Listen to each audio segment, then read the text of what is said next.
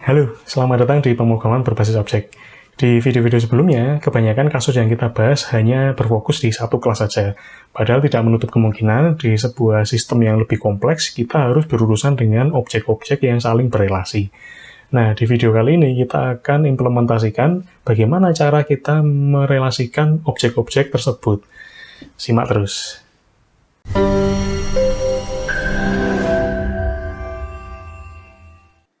Intinya, relasi objek itu adalah sebuah atribut dari kelas yang berupa objek ya.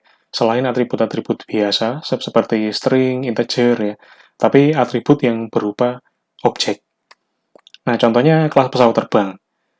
Di pesawat terbang itu misalnya ada atribut warna, panjang, lebar, tinggi ya, tapi juga ada atribut mesin, sayap, sirip, dan pilot. Contoh lain, sebuah laptop yang di dalamnya terdapat prosesor.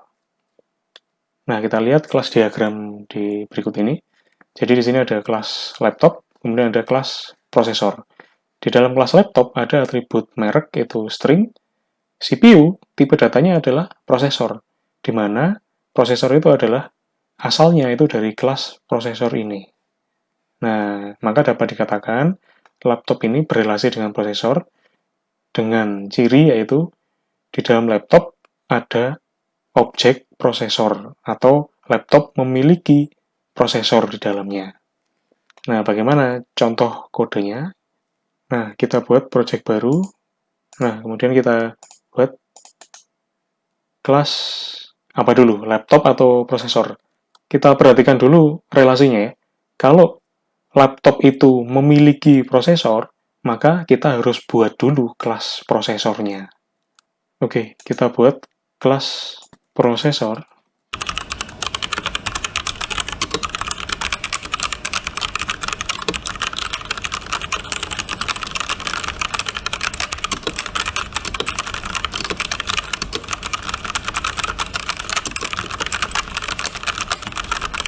Kemudian kita buat kelas laptop. Atribut dari laptop ini ada merek dan ada CPU. Tipe data CPU ini adalah prosesor, ya. Asalnya dari kelas prosesor yang sudah kita buat tadi. Oke. Kemudian kita buat getter setternya. Set prosesor ini digunakan untuk mengeset isi dari CPU.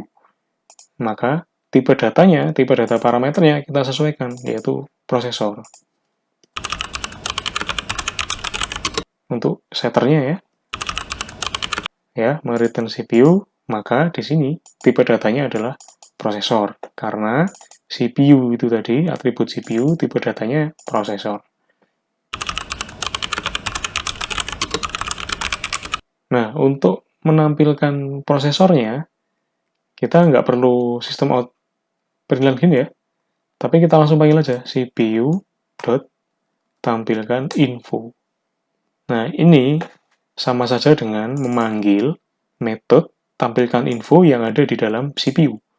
Nah, CPU itu adalah tipe datanya prosesor. Maka itu tadi sama dengan memanggil metode tampilkan info yang ada di dalam prosesor. Kita lihat hasilnya.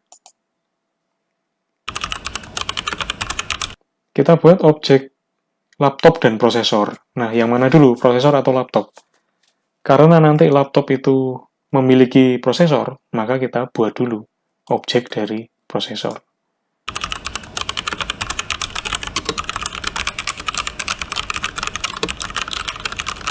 Nah, untuk prosesornya, kita isikan. Prosesornya kita isi apa? Objek Intel tadi, ya.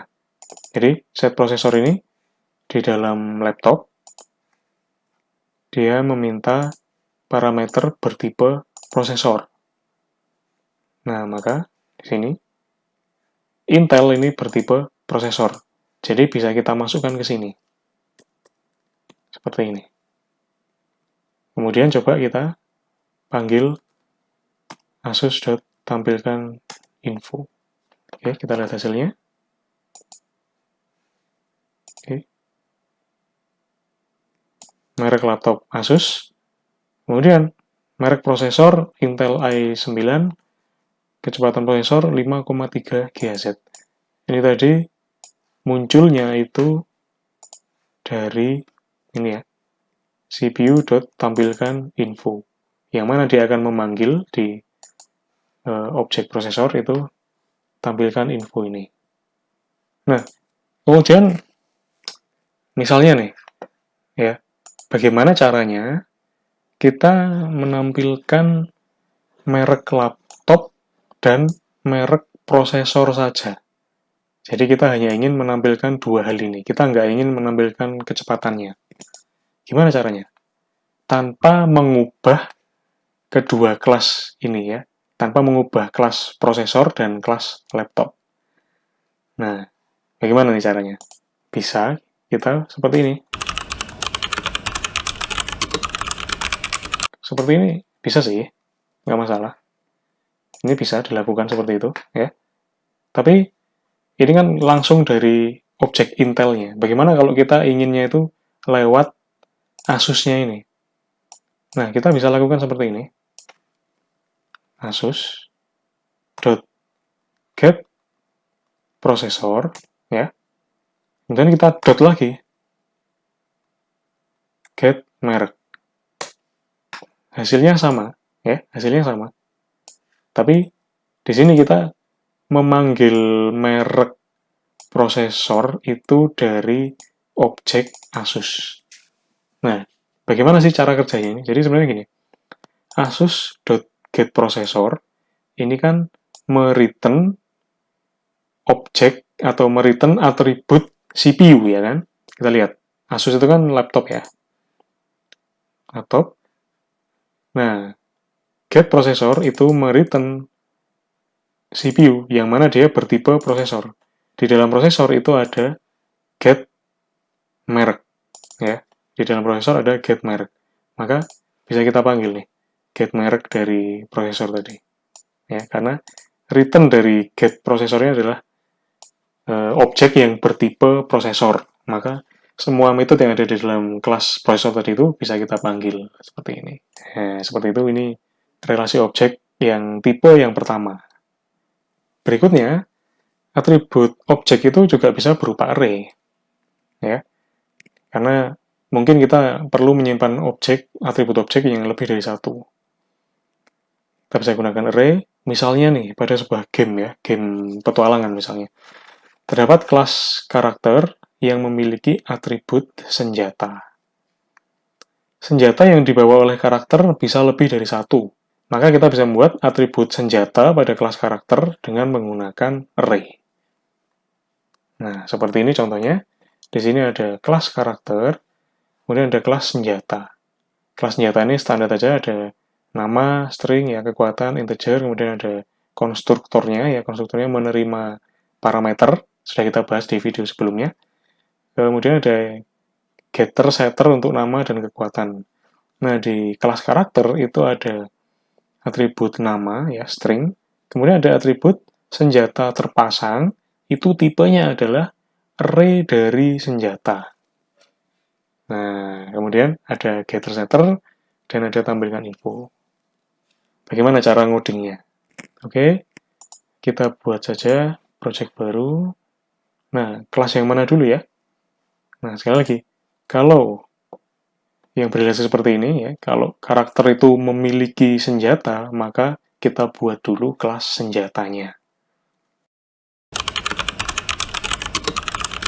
Terus ada konstruktor yang menerima parameter. Nah, untuk mengisi nama dan kekuatan, kita kasih nama parameternya seperti itu ya, sembarang aja. Nah, nama sama dengan nm, kekuatan sama dengan kakak.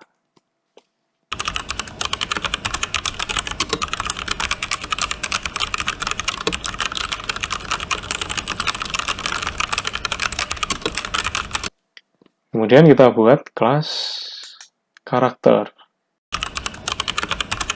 Kemudian memiliki atribut lagi yaitu senjata. Dengan nama atributnya senjata, terpasang. Ya, karena dia array, kita beri tanda kurung kotak seperti itu.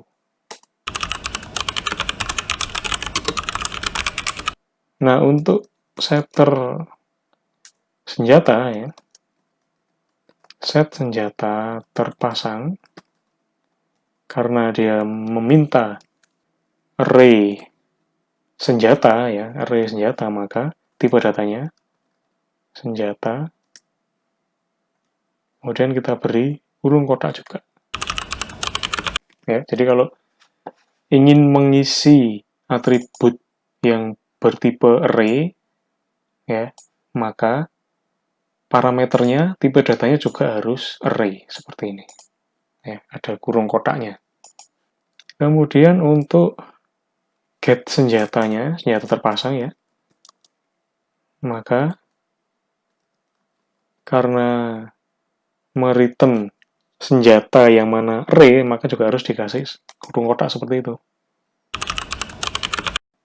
Nah, kemudian tampilkan infonya. Nah, ini ada yang spesial nih. Untuk menampilkan nama karakter, biasa aja ya. Tapi bagaimana dengan senjata terpasang ya? Senjata terpasang ini kan array. Nah, kalau mau nampilkan array, kan nggak bisa manual ya. Kalau ada 100, isinya ada 100 gimana? Masa harus satu-satu? Nah, maka kita pakai looping. For I dimulai dari 0. I itu adalah senjata terpasang dot length ya. Kemudian I++. Kemudian kita system out println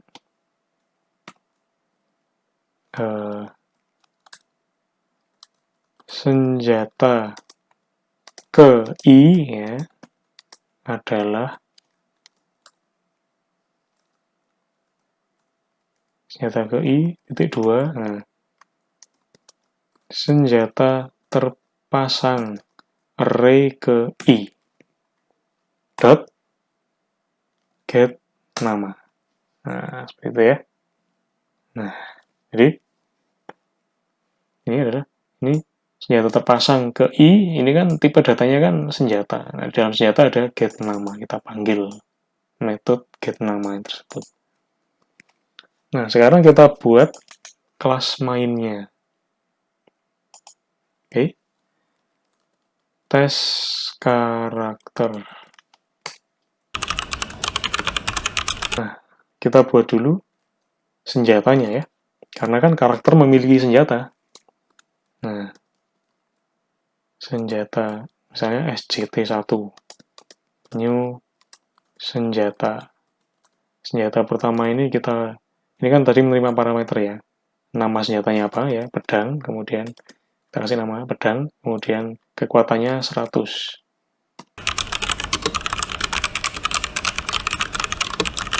Kemudian kita buat karakternya. Char1 dot set senjata terpasang.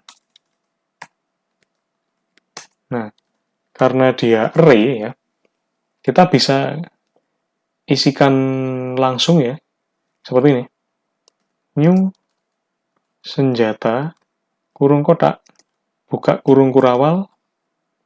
Nah, di dalamnya kita isikan nih. Mau dikasih apa Arjuna ini? Misalnya aja SJT1, SJT2. Nah, seperti ini. Jadi ini mengisi parameter dari metode set senjata terpasang ya. Karena dia meminta parameter bertipe array, kita buat array baru aja di sini. Kita buat array baru bertipe senjata yang isinya adalah SJT1 dan SJT2, dipisahkan koma. Kemudian karakter 2, saya kopas saja, saya ganti ini.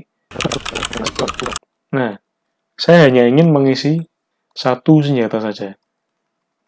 Ya, maka kita ini aja, seperti ini. Ya. Nah, kan cuma satu, kenapa harus bikin array di dalam sini? Karena parameternya mintanya array. Ya. Kalau kita isi satu aja gini, error. Karena yang diminta di set senjata terpasang itu adalah array dari senjata. Ya. Jadi, parameternya bertipe senjata, tapi dia array. Ya. Jadi, array of senjata. Makanya kita buat di sini. Ya. New senjata, array ya, array of senjata. Isinya adalah bebas. Mau satu, mau lebih. Ya. Kalau lebih ya dikasih koma ya. Kemudian coba kita panggil ya car1 dot tampilkan info dan car2 dot tampilkan info. Nah, sekarang kita coba compile. Ini car1 dot tampilkan info ini menghasilkan nih nama karakter Arjuna, senjata ke-0 pedang, senjata ke-1 panah. Ya kan? Terus kalau yang car2 dot tampilkan info ya, nama karakter Kurawa, kemudian senjata cuma satu ya, maka senjata ke-0 aja dia pisau. Bagaimana kalau Arjuna ini saya kasih senjata 3 juga, ya nggak masalah ya. SJT 3. Kita lihat nih hasilnya. Nah, Arjuna, dia punya pedang, panah, pisau. Oke. Kurawa, kasih senjata SJT 1 aja.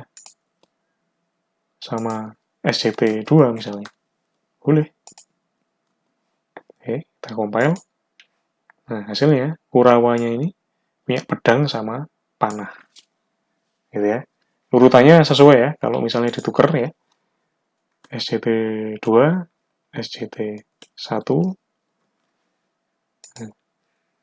maka ya sesuai ya, panah dan pedang ya. SJT 2 kan tadi apa? SJT 2 panah, 1 pedang. Oke, seperti itu. Baik, itu tadi implementasi relasi objek. Semoga bermanfaat. Kita ketemu lagi di video selanjutnya. Terima kasih.